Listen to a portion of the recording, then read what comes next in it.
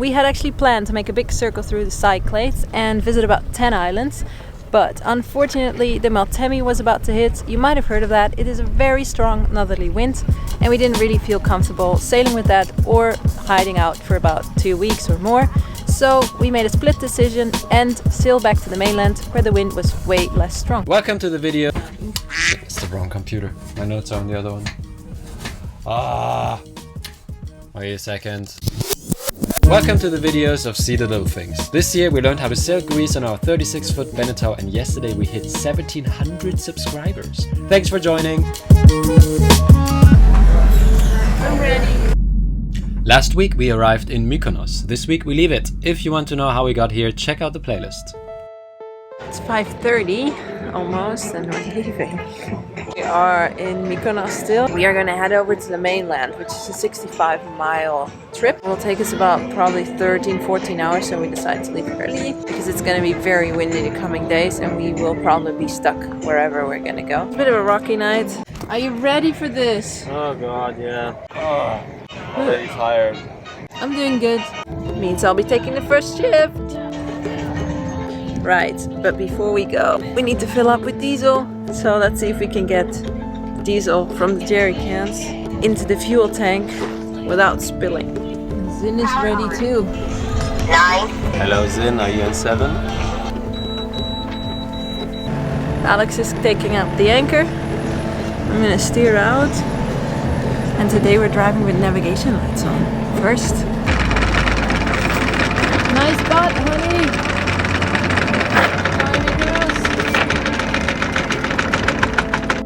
Let's hope the autopilot keeps working today.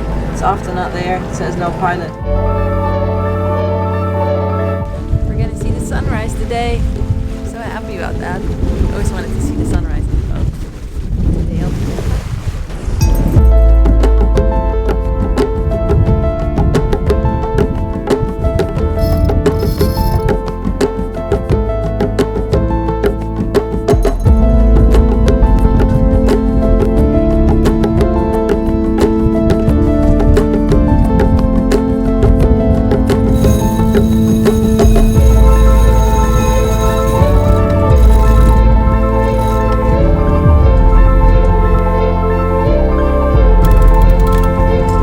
Turn off already? Yeah. We have 11 knots. We can do it. Well, wait a second. Order sailing. Zin is sailing. They do 6 knots with 10 knots of wind. Somehow we don't. We got a lot to cover today. So we're on the east side of Greece in Mykonos. That's where we started. And we're going back to the mainland here. And if we continue with 6 knots, we'll be there at 5, but we won't continue at 6 knots. So I guess we'll be there later. The predictions told us we would have winds between 12 and 18 knots on our beam all day long. It was going to be a comfortable sail. Or so we thought. Anyhow, the day started off with an absolutely breathtaking sunrise. The kind of sunrise you see in movies and hope to one day experience yourself. It's a beautiful day.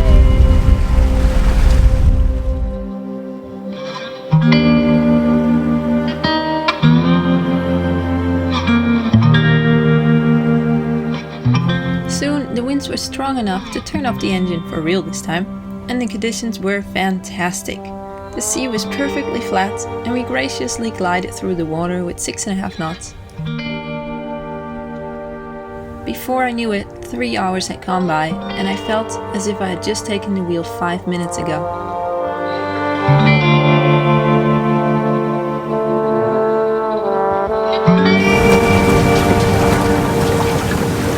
I'm so happy I could cry.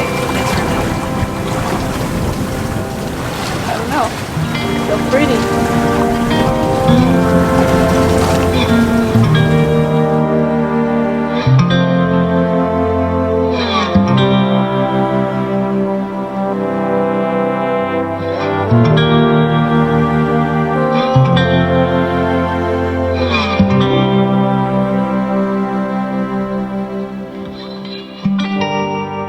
Meanwhile, Alex caught up on some night rest. You might have noticed already that early mornings are not his favorite time of the day.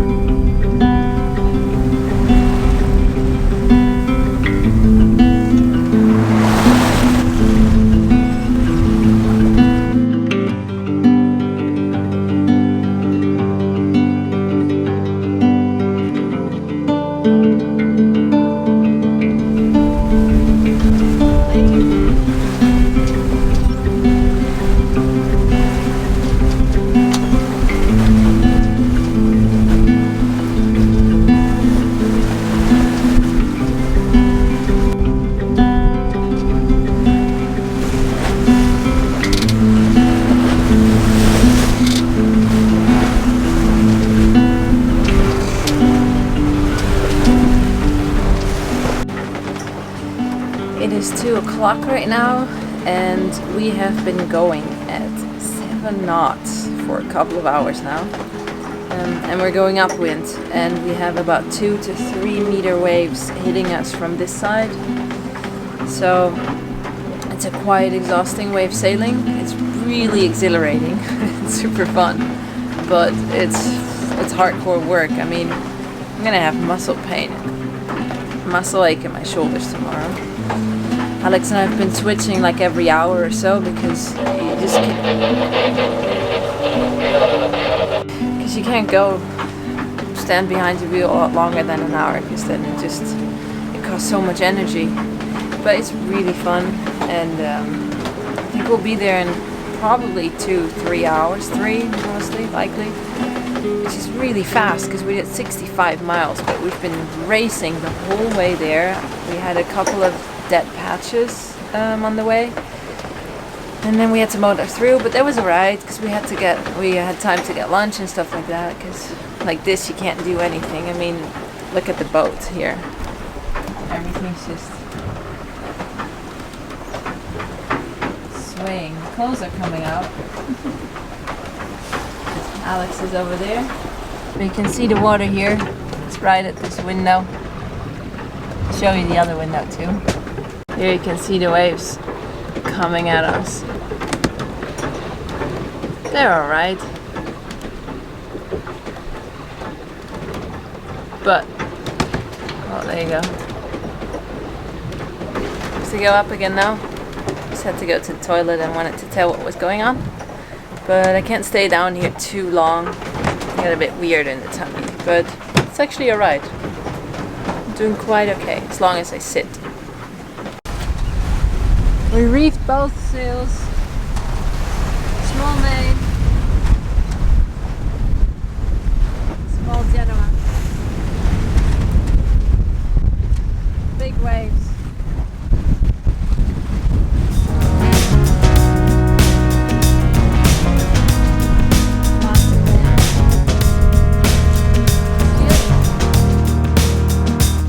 As the sun slowly crept higher and higher up in the sky, the waves started to build up even more. Sailing in these kind of conditions was a first for us, and it was thrilling. After a couple of hours it got more and more exhausting though. We could really notice the lack of sleep we had that night. Our muscle strength was wearing out and our shoulders started cramping from the heavy steering. We switched steering every half an hour.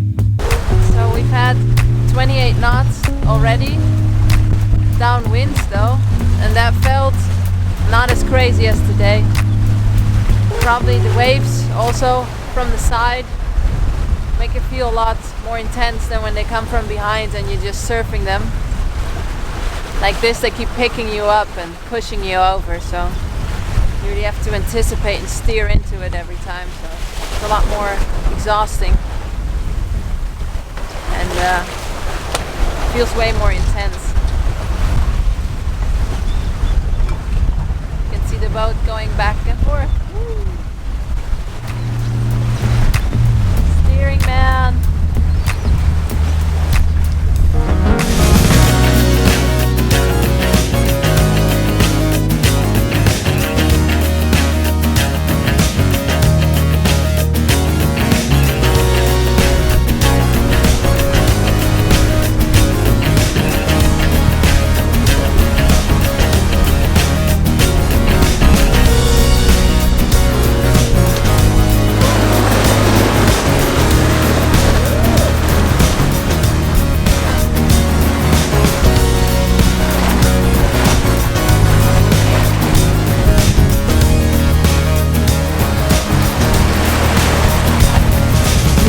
2 hours to go, I sort of collapsed though and couldn't stay awake anymore.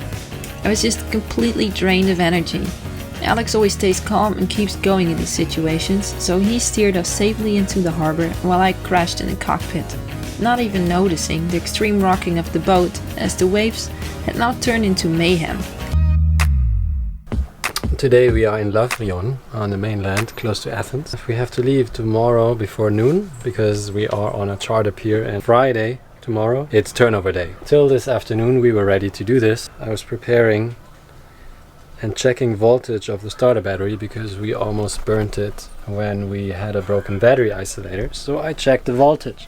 The voltage was fine, and then I hit my head on that stair thingy. This part that holds the stairs up is not hydraulic, it's like a car. If you lift it, it just pushes back in. And right here there's the water strainer, which is now here.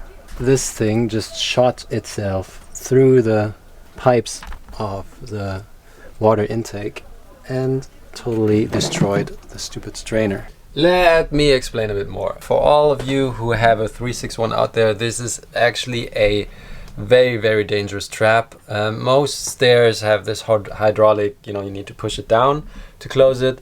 This thing with the, you saw it in the video, it pierces through anything in case you hit it and it flips. Which means if that would have happened out on sea, our water strainer would have had a leak. For all of those of you who don't have a 361, the water strainer is a filter that filters the cold seawater that goes through the engine and cools the engine down and goes out again. And if that filter has a leak, you don't have any cooling liquid that cools down your system. So your engine will overheat within minutes and you will not be able to use it. And if you're out there, that's pretty dangerous. That strainer is almost below the water line, so if you have a leak in it or it falls off, we had salt water coming in through that hose. So if for some reason you wouldn't notice that you pierced that thing, you would slowly get in water in your engine room. Major cliffhanger, will we make it? I don't know, I guess you have to find out next week. So now we have to get a strainer within the day. So I'm running places everywhere.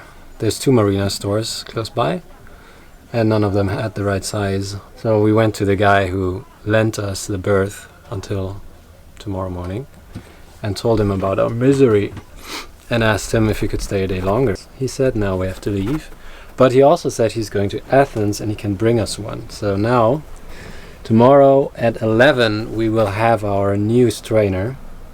And then we have to attach it within 1 hour, and then we have to leave the place. The only thing we have to do now is get the broken piece out without causing too much damage. The job seems simple, and it is, but it's always not that simple. Alright, at least I got the plastics out. They're scattered on the floor. But we are ready for the new one. We just need to attach it. It's a 10-minute job, as everything is. Everything always is only a 10-minute job. It's only a 10-minute job, says the guy who needs us gone. I bet if we don't manage and we tell him, he will be there and it will be done in 10 minutes. I'm quite sure. Once we manage tomorrow, it's gonna be a blasting weekend of... So we're gonna hide somewhere in a bed, have the time of our lives, and wait until my dad comes on Tuesday for 2 weeks, and then we're gonna do and go down to Poros, to Hermione, Hydra, and maybe even Peloponnese. Let's see. Thank you for watching. You watched until the end, which means now is a good time to remind you to subscribe if you haven't. The next few weeks we have some more fun on Anchor and upgrade our engine. Just kidding, it's a ferry. Lately the channel picked up a bit and it's been really nice to hear from you in the comments. This really keeps us going. If you haven't seen our website, have a look. We have a link in the description. On the website we share some more information on who and where we are. There's a map on it. You can find out how we make those videos and some info on how you can support us bringing them to you. We have been thinking about setting up a Patreon community and looking into ways of how to give back to you. A couple of ideas came up, but we would love to hear your thoughts. What would you like to get in return from us if you were to support us? Please leave a comment down below. We are excited to hear your ideas.